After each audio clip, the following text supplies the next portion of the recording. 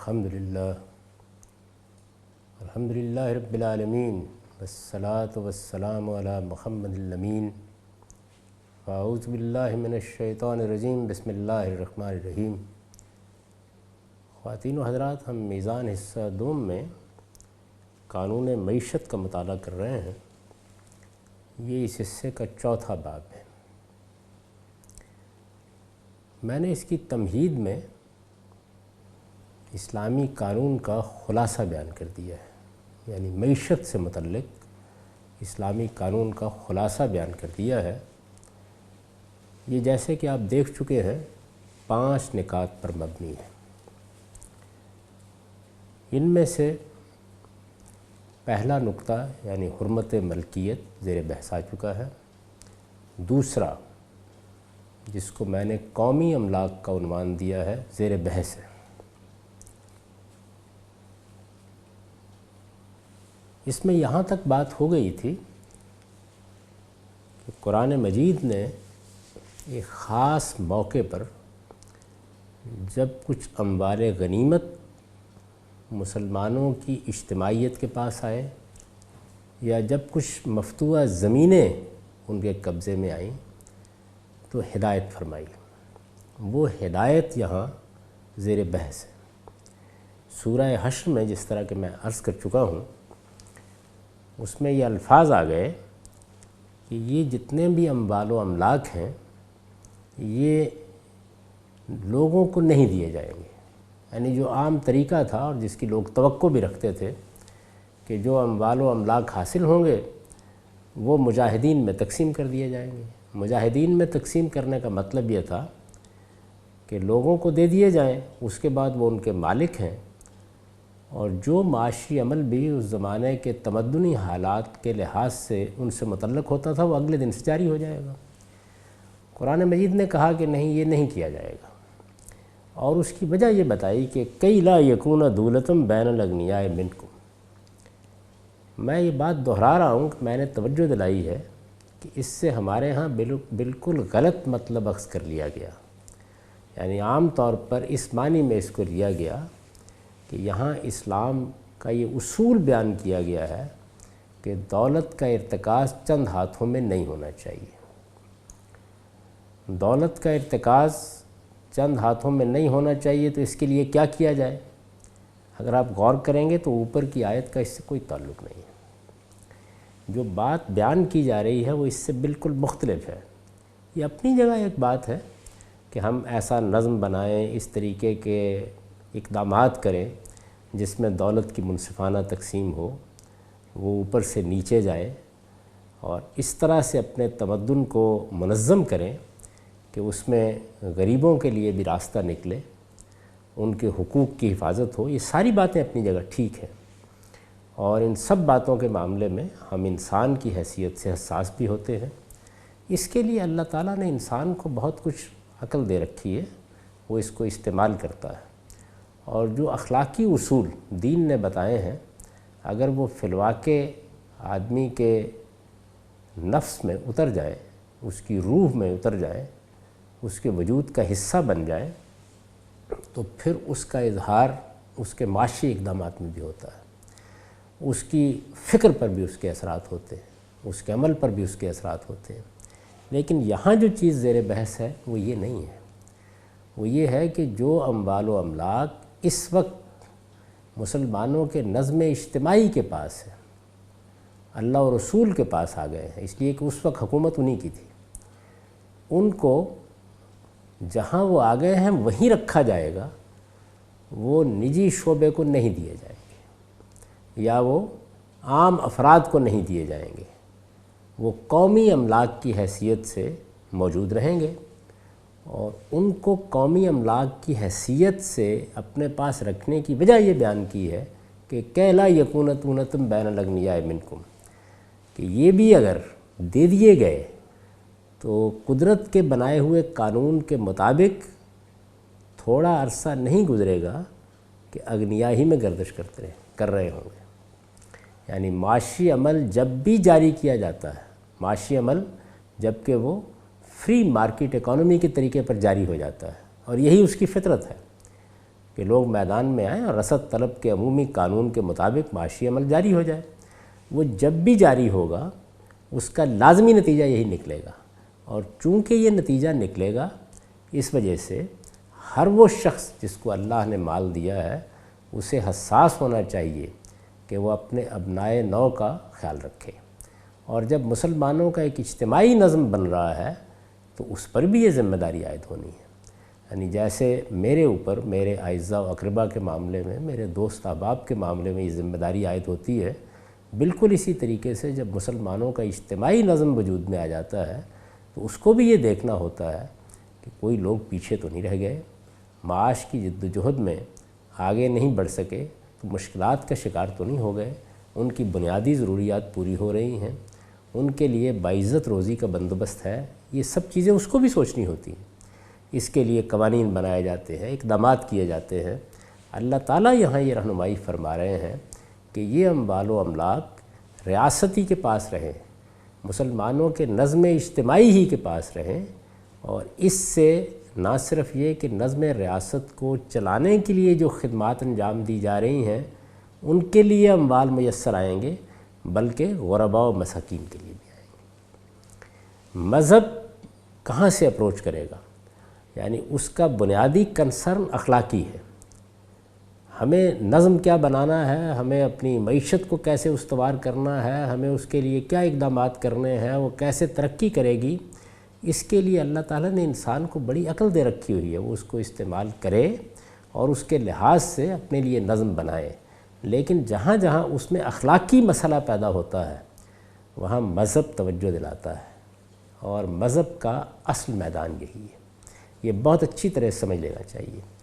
وہ اس لیے نہیں آیا کہ آپ کو کوئی معیشت کا نظام بنا کے دے دے اور وہ یہ فیصلہ کرے کہ آپ کو کس طریقے سے اس سارے نظم کو چلانا ہے۔ اس کے لیے انسان کو اپنے اسی فطری ارج کو استعمال کرنا ہے، اور جو صلاحیتیں انسان کو اللہ تعالیٰ نے دی ہیں انہی کو استعمال کر کے اپنے لیے بہتری کے سامان پیدا کرنے ہیں۔ میں جب اپنی انفرادی زندگی میں بہتری پیدا کرنا چاہتا ہوں، مجھے کیا کاروبار کرنا ہے، مجھے کوئی ملازمت کرنی ہے، مجھے اپنے معاشی حالات میں کیا بہتری پیدا کرنی ہے، تو جس طرح میں اس کی اسکیمیں سوچتا ہوں بالکل اسی طریقے سے کوئی نظم اجتماعی بھی اگر اپنے بارے میں ایسی اسکیمیں سوچتا ہے تو یہ سب کی سب بڑی محمود ہوں گی۔ قرآن مجید میں اس کی ایک بڑی ہی اچھی مثال موجود ہے کہ سیدنا یوسف علیہ السلام نے جب ایک خواب کی تعبیر بتائی تو اپنی خدمات پیش کر دیں، اور اس کے بعد جو حل بتایا وہ منصوبہ بندی تھی۔ یعنی منصوبہ بندی اتنے اچھے طریقے سے کی جائی کہ قحط کا سامنا کرتے ہوئے لوگوں کو زیادہ تکلیف میں مبتلا نہیں ہونا پڑا، ان کے پاس غلہ موجود رہا، ان کے پاس کھانے پینے کا اہتمام موجود رہا، بلکہ گرد و پیش میں جو لوگ بستے تھے ان کے لیے بھی اس طریقے سے آسانی پیدا ہو گئی۔ تو یہ سب چیزیں اپنی جگہ، لیکن جو بات یہاں کہی جا رہی ہے وہ یہ ہے کہ تمہیں اس معاملے میں حساس ہونا چاہیے کہ اگر کوئی اموال و املاک تمہارے پاس آ گئے ہیں تو یہ اموال و املاک ان مقاصد کے لیے خاص رہیں۔ وہ مقاصد بیان کر دیے ہیں، یعنی اس موقع کے اوپر جو ریاست کا نظم قائم کیا گیا ہے اس کی ضرورتیں پوری کی جائیں۔ رسالت مآب صلی اللہ علیہ وسلم نے اپنے تمام اوقات اسی جد و جہد کے لیے دے رکھے ہوئے ہیں، آپ کی ضروریات پوری کی جائیں، آپ کے اعزاء و اقربا کی ضروریات پوری ہوں، اور پھر اسی پر عطف کر کے یہ بتا دیا ہے کہ یتیم، مسکین اور مسافر، ان سب کی بہبود کے لیے جو کچھ کیا جا سکتا ہے وہ کیا جائے۔ اس پر میں نے آگے یہ لکھا ہے کہ اس سے یہ رہنمائی مسلمانوں کے ہر نظم اجتماعی کو بھی حاصل ہوتی ہے۔ یعنی یہ تو اللہ تعالیٰ نے اپنی حکومت کے لیے ہدایت فرمائی۔ جب اللہ تعالیٰ خود حکومت کر رہے تھے، اپنے رسول کے ذریعے سے حکومت کر رہے تھے، اور اللہ تعالیٰ کا وہ خصوصی قانون روبہ عمل تھا جس کے تحت جنگیں بھی ہو رہی تھیں اور منکرین پر اللہ کے عذاب کا نفاذ بھی ہو رہا تھا، اس موقع پر اللہ تعالیٰ نے یہ بتایا کہ اس حکومت میں، اس نظم اجتماعی میں کیا کرنا چاہیے۔ اس سے یہ رہنمائی مسلمانوں کے ہر نظم اجتماعی کو بھی حاصل ہوتی ہے کہ وہ تمام اموال و املاک جو کسی فرد کی ملکیت نہیں ہے یا نہیں ہو سکتے، یعنی جو بات کہی گئی ہے اس بات کو اگر آپ ایک قانونی قضیے میں بدل دیں تو وہ وہاں کے لیے خاص نہیں رہتی۔ یعنی دیکھیے نا، وہ قضیہ کیا ہے؟ وہ یہ ہے کہ اس وقت کچھ اموال و املاک تمہارے قبضے میں آ گئے ہیں، ان کے اوپر کسی فرد کا حق نہیں ہے، یہ افراد کو دینے ضروری نہیں ہے، یہ نہ دیے جائے، یہ یہیں رہنے چاہیے۔ اور اس کی وجہ یہ بیان کی ہے کہ کہ لا یکون دولتم بین الاغنیاء منکم، اور پھر مدات بیان کر دی ہیں کہ یہ یہاں خرچ کیے جائیں گے۔ تو ظاہر ہے کہ ان میں سے کوئی چیز بھی ایسی نہیں ہے کہ جو اللہ اور رسول کی حکومت کے ساتھ اس ہدایت کو خاص کر دیتی ہو۔ جب یہ صورتحال ہے تو اس سے ہمیں بھی رہنمائی حاصل ہو گئی، اور وہ رہنمائی کیا ہے؟ وہ یہ ہے کہ وہ تمام اموال و املاک جو کسی فرد کی ملکیت نہیں ہے یا نہیں ہو سکتے، انہیں ریاست ہی کی ملکیت میں رہنا چاہیے، اور نظم اجتماعی سے متعلق بعض دوسری ذمہ داریوں کے ساتھ ان لوگوں کی ضرورتیں بھی ان سے پوری کرنی چاہیے جو اپنی خلقی کمزوریوں یا اسباب و وسائل سے محرومی کے باعث دوسروں کی مدد کے محتاج ہو جاتے ہیں۔ اگر آپ خلاصہ کر دیجئے تو گویا یوں ہوا کہ عام طور پر جو حکومتیں سوشلزم کے اصول پر نہیں ہیں، ان میں یہی طریقہ اختیار کیا جاتا ہے کہ نظم حکومت کو چلانے کے لیے لوگوں پر ٹیکس عائد کیا جاتا ہے۔ یہ ظاہر ہے کہ آمدنی کا ایک ذریعہ ہے، اور اسی طریقے سے اس نوعیت کے بعض کام بھی کیے جاتے ہیں کہ جس سے خود حکومت اپنے لیے آمدنی کے کوئی ذرائع پیدا کر لے۔ حکومت جب اپنے لیے آمدنی کے ذرائع پیدا کرتی ہے تو عام تجربہ یہ بتاتا ہے کہ وہ ریگولیٹ کرتی ہے تو کامیاب رہتی ہے، قانون بنا کر کسی حد تک معاملات کو راستے پر رکھتی ہے تو کامیاب رہتی ہے، لیکن اگر کاروبار کرنے لگ جائے تو کاروبار کی فطرت ایسی ہے کہ اس میں ناکام ہو جاتی ہے۔ عام طور پر یہ دیکھا گیا ہے۔ قرآن مجید یہاں یہ نہیں کہہ رہا کہ ایک قومی شعبہ وجود میں لے آیا جائے اور اس میں ایک بیوروکریسی ہو اور وہ ان تمام چیزوں کو چلا رہی ہو، یہ نہیں کہہ رہا۔ وہ یہ کہہ رہا ہے کہ ایک طرف تو ہم نے زکوٰۃ کے لیے رقم مقرر کر دی ہے، یعنی یہ بتا دیا ہے کہ یہ ریاست کا یا نظم اجتماعی کا حصہ ہے، مسلمانوں کا نظم اجتماعی جب بھی وجود میں آئے گا اس کو یہ حق حاصل ہو جائے گا کہ وہ یہ اپنا حصہ وصول کر لے۔ تو ایک تو یہ رقم ہے جو تمہارے پاس موجود ہے جس سے تم نے نظم ریاست کو بھی چلانا ہے، اور وہاں بھی یہ فرمایا کہ غریب اور مسکین اور وہ لوگ کہ جن کے اوپر کوئی تاوان عائد ہو گیا ہے یا کہیں تالیف قلب کے لیے خرچ کرنا ہے تو وہاں ان مدات میں خرچ کیا جائے گا۔ یہاں تک کہ یہ بھی بتا دیا کہ مسافروں کی بہبود کے لیے سڑکیں بن رہی ہیں، پل بن رہے ہیں اور اس طرح کے معاملات ہو رہے ہیں، وہ سب باتیں زکوٰۃ کے باب میں ہم زیر بحث لا چکے ہیں، وہ بتا دی۔ اس کے ساتھ آمدنی کا ایک اور ذریعہ یہ پیدا کیا جا رہا ہے کہ وہ اموال و املاک جو فرد کی ملکیت نہیں تھے وہ بھی ریاست کی آمدنی کا ذریعہ بنے۔ وہ یوں سمجھ لیجئے کہ دو مدات پیدا کرتی ہیں، اور یہ دو مدات اصول میں ہیں۔ ظاہر ہے کہ جب ان کا اطلاق کیا جائے گا تو اس کے نتیجے میں بہت سی مدات پیدا ہو جاتی ہیں۔ یہ دو باتیں کہہ دی گئی ہیں، ان کو اصول میں سمجھ لینا چاہیے۔ اب جو اموال و املاک ریاست کے پاس ہیں یا نظم اجتماعی کے پاس ہیں، ان کا نظم کیسے چلانا ہے، یعنی کیا اس کے لیے کوئی بیوروکریسی وجود میں لانی ہے، اس کے لیے ہم نے کسی آدمی کا تقرر کرنا ہے اور جس طریقے سے ہم اپنے دفتروں کو چلاتے ہیں وہی طریقہ اختیار کرنا ہے، یہ ضروری نہیں ہے۔ یعنی نظم کو چلانے کے لیے کیا طریقے اختیار کیے جائیں وہ ہم کو دیکھنے ہیں۔ چنانچہ یہ دیکھیے کہ سیدنا عمر رضی اللہ عنہ کا معاملہ آگے زیر بحث آ جائے گا۔ ان کے زمانے میں جب سواد عراق کی زمینیں مسلمانوں کے قبضے میں آئیں تو یہ زمینیں انتہائی زرخیز زمینیں تھیں، اور یہ کوئی 1 2 4 ایکڑ نہیں تھے، بلکہ ملکوں کے ملک تھے جن کو مسلمانوں نے فتح کر لیا۔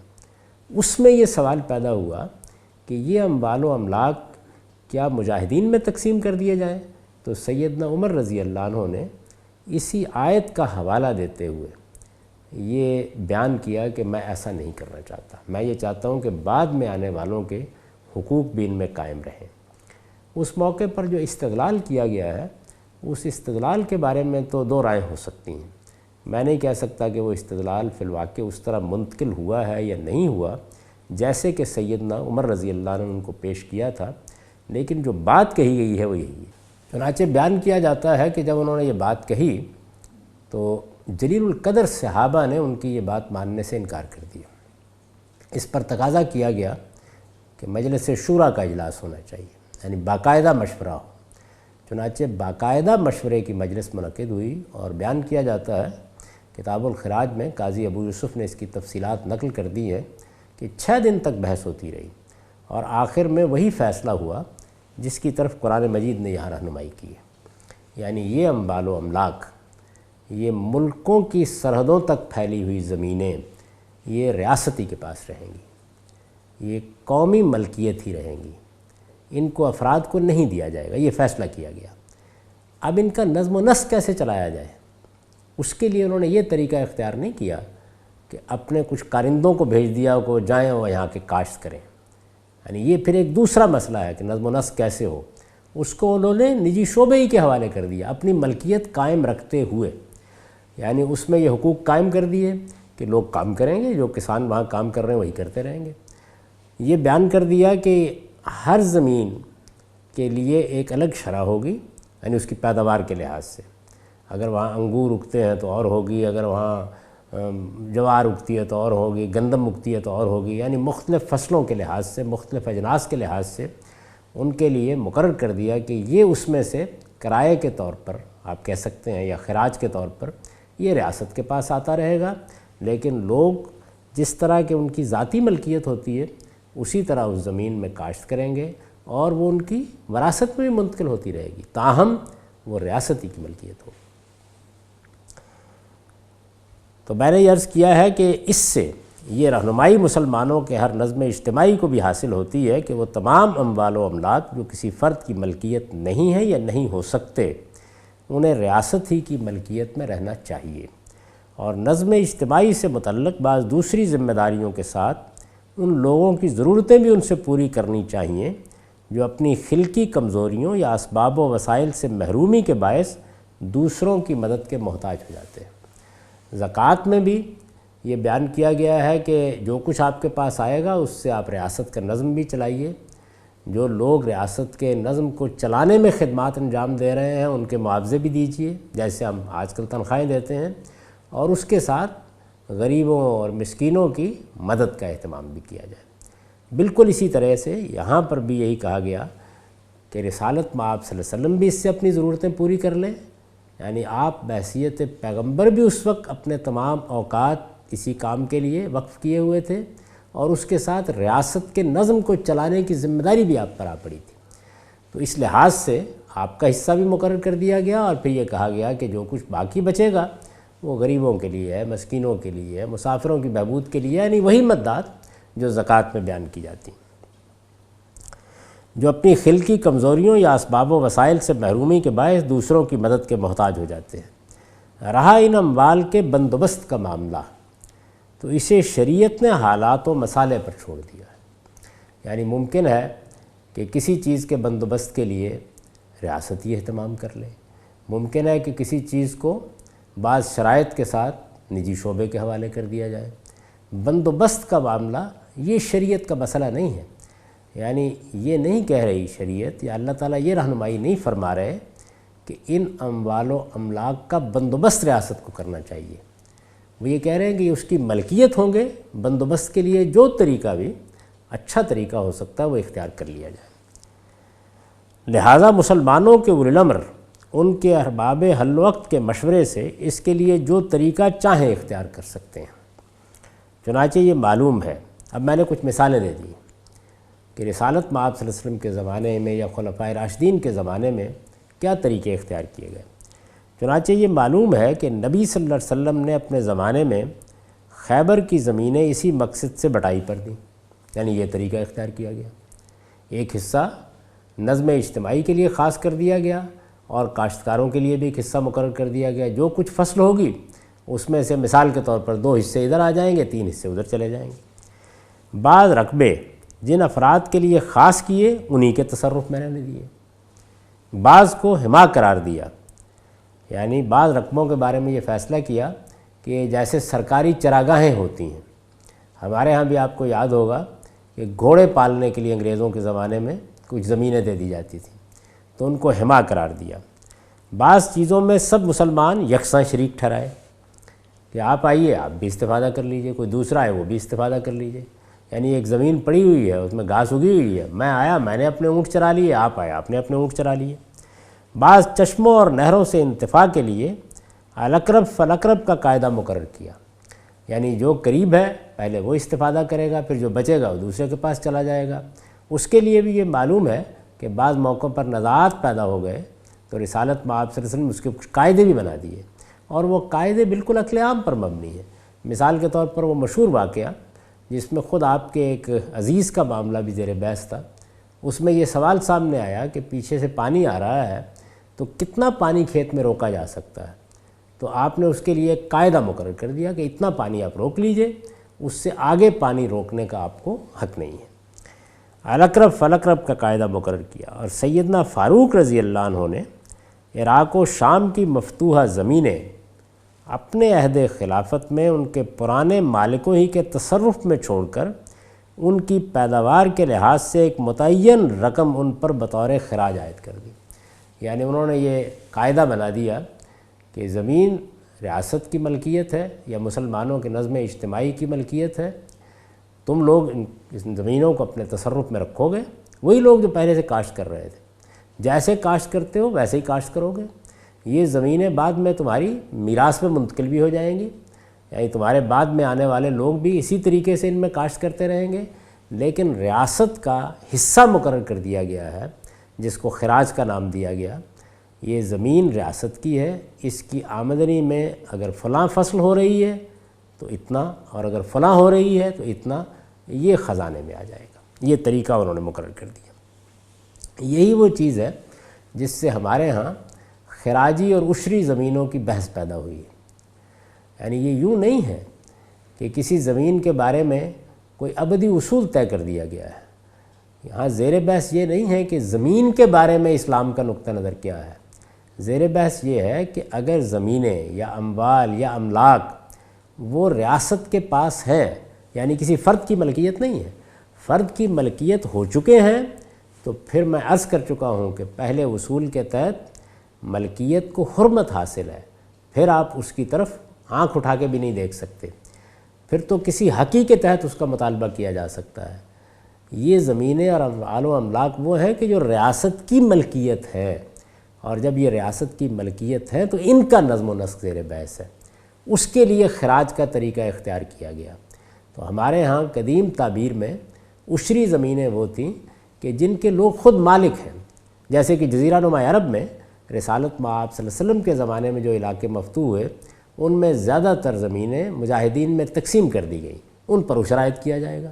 اس لیے کہ وہ فرد کی ملکیت میں چلی گئی ہیں، اب ان پر زکوٰۃ عائد ہوگی۔ عشر ظاہر ہے کہ زکوٰۃ ہی کی ایک قسم ہے، لیکن یہ ریاست کی ملکیت ہے تو ان میں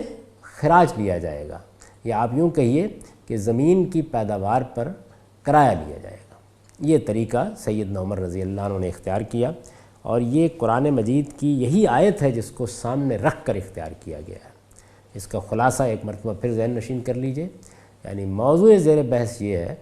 کہ وہ اموال و املاک جو ریاست کے ہیں، نہ کہ یہ زیر بحث ہے کہ جو فرد کے ہیں کیا ان کو قومی ملکیت میں لیا جا سکتا ہے، یہ بحث نہیں ہے۔ جو ریاست کے ہیں ان کے ساتھ کیا کیا جائے، تو فرمایا کہ وہ نظم اجتماعی کے پاس رہیں اور ان کے بندوبست کا انتظام جو بھی حالات و مسائل کے لحاظ سے موضوع ہو وہ کر لیا جائے۔ اس کے بعد اگلی بحث اکل الاموال بالباطل کی ہے، یعنی 5 نکات میں نے عرض کیے تھے، اب یہ تیسرا نقطہ زیر بحث ہے، اکل الاموال بالباطل۔ یا ایھا الذین آمنوا لا تاکلوا اموالکم بینکم بالباطل الا ان تکون تجارۃ عن تراض منکم۔ یہ سورہ نساء کی آیت ہے جس کو میں نے سر عنوان بنایا ہے۔ سورہ نساء 4 سورہ ہے اور یہ اس کی 29 آیت ہے۔ ایمان والو، تم آپس میں ایک دوسرے کا مال باطل طریقوں سے نہ کھاؤ، الا یہ کہ وہ رضامندی کی تجارت سے کسی کو حاصل ہو جائے۔ اس میں یہ تعبیر اختیار کی گئی ہے کہ لوگوں کا مال باطل طریقوں سے نہ کھاؤ۔ میں نے لکھا ہے اس آیت میں دوسروں کا مال ان طریقوں سے کھانے کی ممانعت کی گئی ہے جو عدل و انصاف، معروف، دیانت اور سچائی کے خلاف ہے۔ یعنی جب قرآن مجید یہ کہتا ہے کہ فلاں کام معروف کے مطابق ہونا چاہیے، تو اس کا مطلب یہ ہے کہ وہ ایک ایسی بات کی تلقین کر رہا ہے جو لوگوں میں جانی پہچانی ہے، جس پر لوگوں کا اتفاق ہے، جس میں کسی اختلاف کی گنجائش نہیں ہے، جسے لوگ بھلائی، نیکی اور خیر ہی کی بات سمجھتے ہیں۔ اسی طرح جب وہ یہ کہتا ہے کہ یہ چیز باطل ہے اور اس کے لیے کوئی شرح و وضاحت نہیں کرتا، تو اس کا مطلب یہ ہے کہ اس چیز کا باطل ہونا معلوم و معروف ہے، ہر آدمی اس کو جانتا ہے، اس کے لیے کسی وضاحت کی ضرورت نہیں ہے۔ یہی چیز ہے جس کے لیے میں نے یہ الفاظ استعمال کیے ہیں کہ اس آیت میں دوسروں کا مال ان طریقوں سے کھانے کی ممانعت کی گئی ہے جو عدل و انصاف، معروف، دیانت اور سچائی کے خلاف ہے۔ اسلام میں معاشی معاملات سے متعلق تمام حرمتوں کی بنیاد اللہ تعالیٰ کا یہی حکم ہے، یعنی جو بنیادی اخلاقیات ہمیں سکھائی گئی ہیں، یہ دیکھیے انہی کا حوالہ ہے۔ عدل، انصاف، معروف، دیانت، سچائی، یہ بنیادی اخلاقیات ہیں۔ ان بنیادی اخلاقیات کے خلاف کوئی کام نہیں کیا جا سکتا۔ چنانچہ اگر کوئی معاشی عمل بھی ان کے خلاف ہے تو اس سے روکا جائے گا۔ اسلام میں معاشی معاملات سے متعلق تمام حرمتوں کی بنیاد اللہ تعالیٰ کا یہی حکم ہے۔ رشوت، چوری، غصب، غلط بیانی، تعاون علی الاسم، یعنی کسی برے کام میں تعاون کرتے ہوئے کمانے کی کوشش کرنا، جیسے کہ کوئی آدمی چوری کرنے جا رہا ہے تو میں یا آپ اس کے معاون بن جائیں۔ تعاون علی الاسم، غبن، خیانت اور لقطے کی مناسب تشہیر سے گریز کے ذریعے سے دوسروں کا مال لے لینا۔ لقطے کی مناسب تشہیر یعنی کسی کی کوئی گری پڑی چیز آپ کو مل گئی ہے اور آپ نے اس کی تشہیر نہیں کی، اس کے مالک کو ڈھونڈنے کی کوشش نہیں کی، بس فوری طور پر اپنی خرجی میں ڈالی اور گھر لے آئے، تو یہ طریقہ اسلامی شریعت کی روح سے جائز نہیں ہے۔ اگر کوئی چیز ملی ہے تو مناسب حد تک کوشش کی جائے گی کہ اس کے مالک کو ڈھونڈا جائے، وہ چیز وہاں پہنچائی جائے۔ یہ سب چیزیں جتنی ہیں ان کے بارے میں انسان کا ضمیر گواہی دیتا ہے کہ یہ چیزیں ٹھیک نہیں ہیں، ان سے ہر شخص کو اجتناب کرنا چاہیے۔ یہ وہ چیزیں نہیں ہیں کہ جو انسان کے لیے تطہیر و تزکیہ کا باعث ہوں گی، یہ بلکہ اس کے لیے آلودگی کا باعث بنیں گی۔ تو اللہ تعالیٰ کا یہی حکم تمام حرمتوں کی بنیاد ہے۔ یعنی جب یہ کہا جاتا ہے کہ اسلام میں معیشت کے باب میں فلاں چیز حرام ہے، فلاں چیز ممنوع ہے، تو اس کی بنیاد کیا ہے؟ اس کی بنیاد یہی ہے۔